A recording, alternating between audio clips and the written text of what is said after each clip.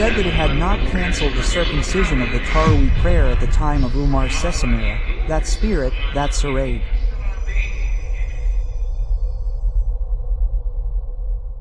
Assalamualaikum warahmatullahi wabarakatuh viewers, how are you? May you always be in good health. Hey viewers, we meet again.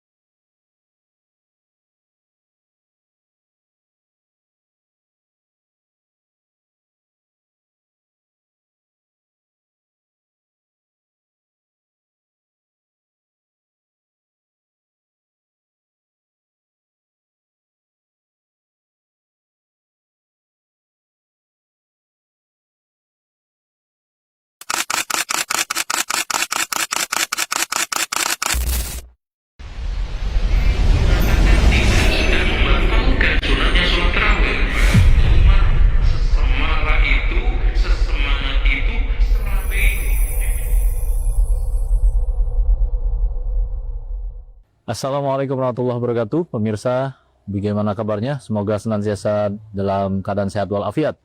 Pemirsa, kita berjumpa lagi dalam sesi Tanya Ustadz. Kita masih bertanya dengan ahlinya Ustazuna, Ustadz Dr. Zainal Abidin. Kali ini tentang gus-gusan. Gus-gus yang karbitan maksudnya begitu. Jadi maksudnya agama ini tersandra karena gus-gus ulah gus-gus yang karbitan ini. Kita mau tanya sama beliau yang memang tadinya mantan di sana ya.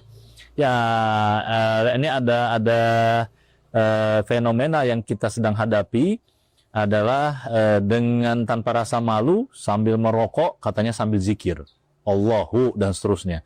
Terus menunjukkan merek rokok A, atasnya sempurna, kita sebut aja langsung, A-nya itu katanya Allah, Tauhid, dengan sempurna. Ada lagi foto yang mohon maaf ya, ini nauzubillah min zalik, Gus ini mencium katanya muridnya, anak di bawah umur, usia 5 tahun ke bawah, bibir dengan bibir, nauzubillah min zalik, sampai mohon maaf memegang bagian belakang bokongnya si anak ini, walaupun katanya ada klarifikasi, tapi kita mau mendidik umat ini, insya Allah agar berdewasa dalam beragama. Kita tanya dulu dan sapa dulu Ustazuna. Assalamualaikum Ustaz. Ya, waalaikumsalam warahmatullahi wabarakatuh. Gimana kabar Ustaz? Halo Ustaz ya. Alhamdulillah, bi khairin wa afiyah. Alhamdulillah, mudah-mudahan Ustadz, keluarga, dan tim senantiasa sehat walafiat dan juga terus dikuatkan oleh Allah dalam berdakwah sehingga Allah himpun kita di surganya kelak Ustadz. Amin ya rabbal alamin.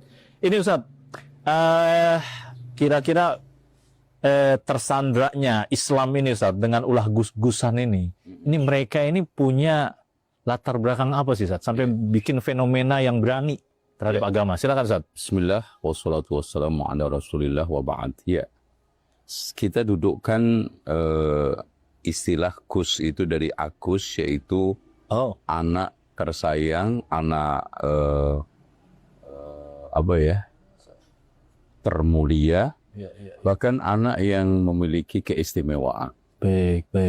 Itu tidak disematkan kecuali kepada anaknya kiai yang punya pondok. Itu asli. Baik. Makanya kalau kiai nggak punya pondok, sebetulnya anaknya nggak bisa dipanggil Gus.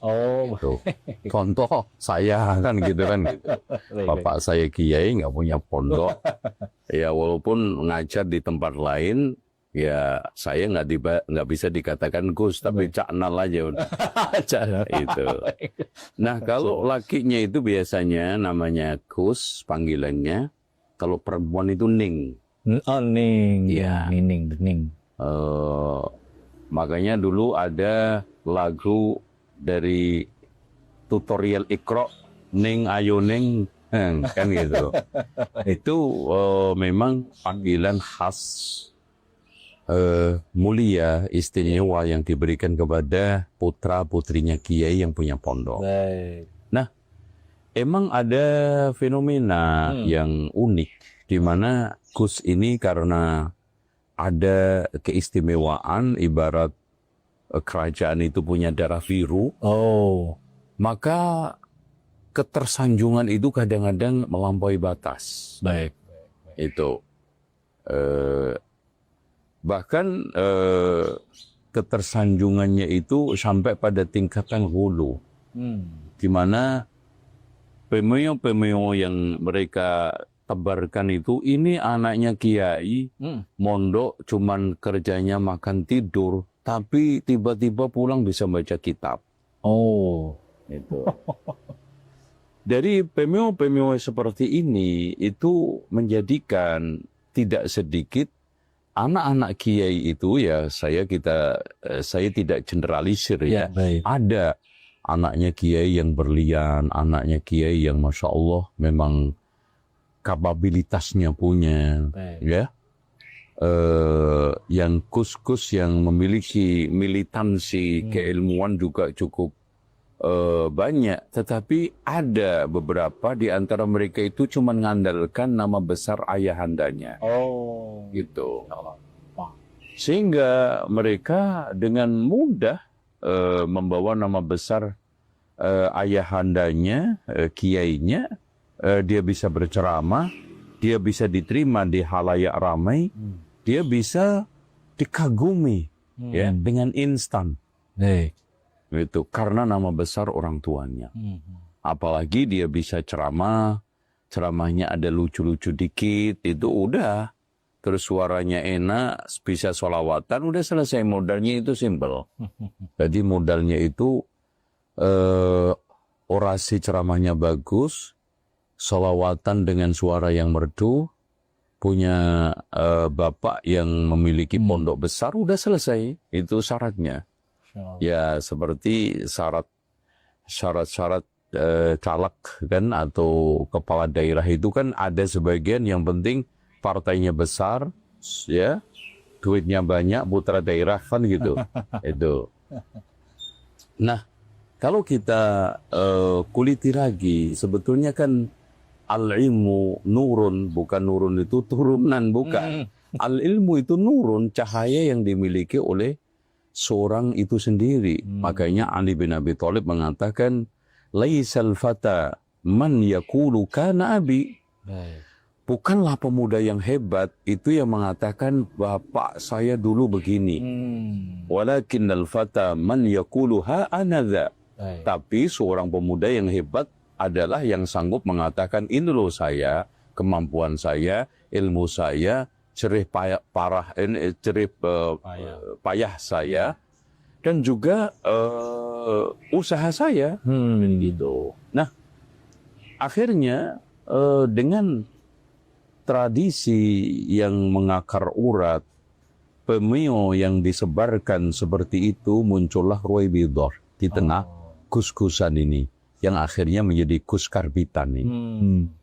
Nah, apa itu Ruwaibidah yang dikatakan oleh Rasulullah SAW di dalam hadis yang dikeluarkan oleh Imam Ibnu Majah dengan sanad yang sahih, ar-rajulu tafih fi amril 'amah, atau yatakallamu fi amril 'amah, seorang yang kerdil, hina, rendahan, sok bicara masalah perkara-perkara umum, ya termasuk yang paling fundamental adalah agama. Karena agama ini tidak bisa dijalankan kecuali dengan ilmu. Ilmu itu tidak bisa diraih kecuali dengan perih pedih. Makanya Imam Syafi'i mengatakan, man lam yaduk murra ta'allumi sa'atan tajarra dhullal jahli tula hayatihi. Barang siapa yang tidak pernah mencicipi pahitnya mencari ilmu sesaat, maka dia akan merengguk hinanya kebodohan seumur hidup. Kan gitu. Nah, dari sinilah ada satu fakta di mana agama itu akan seperti yang dikatakan oleh Rasulullah SAW. Di mana dari Anas bin Malik mengatakan, idza kana fi ummati ma kana fi Bani Israel. Maka halakal ummah atau halakatil ummah. Umat ini akan hancur bila sesuatu yang terjadi pada Bani Israel terjadi pada umat ini. Apa itu? Idza kanatil fahishatu fi kibarikum. Ketika sekarang kekejian didominasi oleh orang kedongan di antara kalian. Wal mulku fi sigharikum, dan kekuasaan dipegang oleh orang kecil-kecilan di antara kalian. Wal ilmu fi radalatikum, ilmu dipegang oleh orang hinaan di antara kalian. Rendahan di antara kalian. Dari sinilah fenomena apa yang dikatakan Ali bin Abi Thalib, ya, di dalam satu athar yang diturunkan oleh Imam Al-Qurtubi di dalam tafsir, yaitu Tafsirul Ahkam, di mana Ali bin Abi Thalib mengatakan, sayati 'alan nasi zamanun lam yabqa minal islami illa ismuhu. Akan datang pada manusia satu zaman, tidaklah tersisa pada manusia Islam kecuali tinggal namanya. Walam yabqa minal Qur'ani illa rasmuhu, tidaklah tersisa dari Al-Quran kecuali tinggal tulisannya. Wa ya'muruna masajidallah wa hiya an dzikrillahi kharabun maaf. Mereka membangun masjid dengan megahnya, tetapi dari zikir kepada Allah sunyi senyap. Wa syarru ahli dzalika zaman ulama'uhum, manusia yang paling busuk pada zaman itu adalah ulama'nya. Kenapa? Alasannya Ali, minhum takhrujul fitnah, dari mereka keluar fitnah. Wa ilaihim ta'ud, dan kembali kepada mereka itu fitnah. Itu kan? Apalagi kita compare dengan ucapan Ali ketika beliau mengatakan akan terjadi fitnah. Lalu ditanya oleh Umar bin Khattab, kapan itu terjadi wahai Ali? Kalau agama dicari dengan, kalau dunia dikejar dicari dengan agama. Nasallallahu al-afiyah, ini gandeng, ini ngeklik, ini masuk semuanya. Wallahu a'lam. Baik Ustaz. Lalu di dalam Islam tuh ada gak Ustaz ancaman bagi tokoh-tokoh tadi, orang-orang yang besar tapi nggak punya ilmu, sok ngangkat agama, gimana Ustaz? Ya, Rasulullah SAW, Allah dulu kan, Allah Subhanahu wa ta'ala mengatakan, ya ayyuhalladzina amanu lima taquluna ma la taf'alun, kabura maqtan. Jadi kabura maqtan itu sungguh sangat besar murka Allah. Baik. Bagi orang yang mengatakan tapi tidak melakukan, yang tahu aja tidak melakukan itu kabura maqtan. Iya. Apalagi tidak tahu ngomong. Iya. Jahilnya itu jahil murakkab. Ya kan gitu. Coba bayangkan, ya anak masih ingusan, umurnya masih mungkin belasan, mentafsir dengan cok kali cok digali-gali cocok. Iya. A itu Allah. Ah. Kenapa Kak? Lah sekarang A itu aku jelek gitu kan gitu. Itu kan lebih pas gitu loh. Apalagi kalau ditambah lagi aku jeleknya sempurna. Kan gitu. Nah itu kan lebih pas daripada ditafsirkan ke arah yang sekarang ini menghina agama. Terus kemudian sekarang Rasulullah Shallallahu Alaihi Wasallam sendiri memberikan satu penjelasan kan, mathalul ladzi yu'allimun nasal khaira wa yansa nafsahu kamathalil qatina tudhi'un nasa wa tahrik nafsaha. Perumpamaan orang yang mengajak kepada kebaikan melupakan dirinya sendiri itu seperti qatilah dimar lilin, membakar dirinya untuk menerangi orang lain kan begitu. Apalagi Masya Allah ada orang yang disiksa muter-muter di neraka, kemudian ditonton banyak pengikutnya, ternyata dia itu memerintah tapi dia tidak menjalankan, melarang tapi dia yang pertama kali melanggarnya. Ini yang sanksi-sanksi, apalagi kalau sanksi Rasulullah di dunia sama orang yang sekarang ini banci aja itu disanksi oleh Rasulullah Sallallahu Alaihi Wasallam. Apalagi ini menebar agama secara salah, merusak image agama, karakter tokoh, dan juga maaf ya, ini karakteristik tokoh agama rusak dengan ya ibaratnya setitik nih susu sebelanga semua rusak. Nah, adapun orang yang memeleset-melesetkan itu bisa kita khawatirkan masuk ke dalam firman Allah dalam surat At-Taubah, "Qul abillahi wa ayatihi wa rusuli kuntum tastahzi'un." Apakah dengan Allah, ini Allah, ayatnya, Rasulnya kalian Allah plesetkan. La ta'tadhiru qad kafartum. Jangan kamu minta maaf. Apalagi meminta maafnya itu subhanallah. Dibanding dengan kesalahannya, dibanding dengan durasi Allah-Allahnya, dibanding dengan sekarang ini video-video yang disebar, minta maafnya cuma 3 menit. Saya tonton, nggak belen.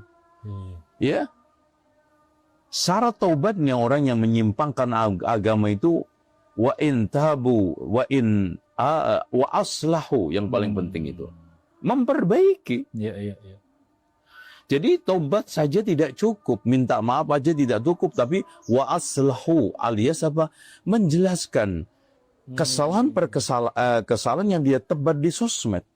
Karena mungkin ada orang yang tidak melihat atau mendengarkan atau menyaksikan permintaan maaf tersebut, tapi dia menyaksikan, mendengarkan video-video sesat dia, video-video rusak dia, kan nggak belen itu. Tapi kalau dia dijelaskan per item ya, bahwa saya mohon maaf ya mencium anak-anak di podium di khalayak ramai, padahal Rasulullah Shallallahu Alaihi Wasallam seperti ini dan ini sebagai bentuk pendidikan tidak pas, bahkan ini bisa dianggap pelecehan anak seksual kepada anak di bawah umur. Itu kan gitu, minta maaf. Terus kemudian yang tidak kalah pentingnya yang mengolok-olok Allah itu dikaitkan dengan rokok, ini juga harus meminta maaf, dijelaskan. Begitu juga Allahu ya, dia ketika ngerokok. Pertanyaannya, apakah dia semuanya seperti itu yang rokok? Dan faktanya, apakah ada orang yang rokok itu sedang berzikir? Ini kan akal-akalan, ini kan pelesetan yang cukup parah. Apalagi kalau kita melihat fatwa-fatwa para ulama. Ya wala wa anfiqu fi sabilillah, infakkan jalanmu di jalan, infakkan hartamu di jalan Allah, bukan jalan rokok kan? Wala tulqu bi aidikum ila tahlukah. Jangan kau jeburkan dirimu dalam kehancuran. Dan fakta para dokter mengatakan bahkan penelitian terakhir bukan lagi mengandung 4.500 bahaya, tetapi 7.000 bahaya. Dan 69 mengandung karsinogen yang itu pemicu kanker. Nah, dari mana dia itu mengatakan dengan seenak jidatnya, seenak perutnya, mengatakan bahwa ini adalah bagian daripada ibadah. Wallahu a'lam bishawab. Masya Allah. Nah, lanjutnya gini, Ustaz. Gimana nih biar para netizen juga yang baru-baru ngaji nih, Ustaz, terus kaum muslimin ya, agar tidak tertipu, Ustaz, melihat guru yang kayak gimana yang harusnya diambil itu, Ustaz. Kita kembalikan kepada salafuna salih. Nah, oke. Karena salafuna salih adalah panutan kita, di mana Rasulullah mengatakan khairun nasi qarni. Sebaik-baik manusia adalah yang hidup pada zamanku, tsummal ladzina yalunahum, kemudian setelahnya tsummal ladzina yalunahum. Ini clear panutan agama. Dan mereka ketika peringatan-peringatan juga mengatakan kok laqad kana lakum fi rasulillahi uswatun hasanah. Betul. Nah, yang sekarang menjadi titik krusialnya adalah kata Muhammad ibnu Sirin. Di mana beliau menegaskan inna hadzal ilma dinun fanzur amman ta'khuduna dinak. Sesungguhnya ilmu ini adalah agama. Agama itu ilmu, dibolak-balik ya saling berkaitan kan. Ilmu itu agama, agama itu ilmu. Mana sekarang ajaran agama yang tidak mengandung ilmu? Maka perhatikan dari mana kamu mengambil ilmu itu. Apalagi Abdullah bin Mubarak mengatakan al-isnadu minad-din, sanad agama. Yang kita ambil itu adalah bagian daripada agama. Makanya bohong belaka orang yang mengatakan bahwa kita ini dakwah salafiyah ini anti madhab. Bagaimana kita itu anti madhab? Setiap masalah fikih kita rujukkan kepada madhab 4. Dan kita sering menegaskan ucapan Imam Ahmad, siapa yang berpendapat tidak memiliki panutan imam, maka dia adalah tersesat. Cuma kita bedanya dengan mereka itu nggak fanatis, itu aja. Itu mananya bermadhab itu fanatis kepada madhab. Ya tidak. Karena madhab itu jalan kita yang mengajarkan kepada kita untuk memahami Al-Quran dan Sunnah. Memberikan kaidah-kaidah kita untuk menelusuri lautan ilmu, lautan fikih, ya, lautan hikmah, dan juga lautan kebaikan yang ada di dalam Al-Quran dan Sunnah. Makanya Rasulullah SAW menegaskan, taraktu fikum amrayni lan tadillu ba'di in tamassaktum bihima. Kan itu yang kita jadikan ukuran. Aku telah tinggalkan di tengah kalian 2 perkara.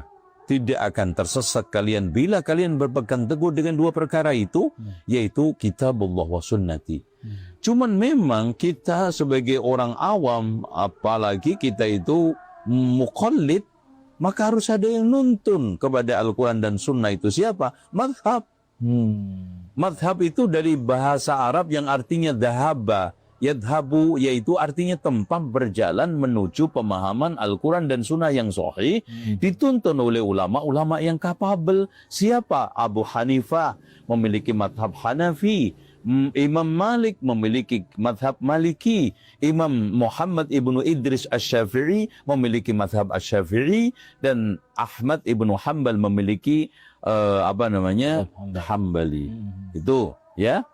Dengan demikian, wallahu a'lam bishawab, bahwa hal-hal yang seperti ini harus diberikan sanksi dari pemerintah dan juga diberikan satu teguran oleh Majelis Ulama Indonesia secara keras dan tegas. Masya Allah, penting, Ustaz ya.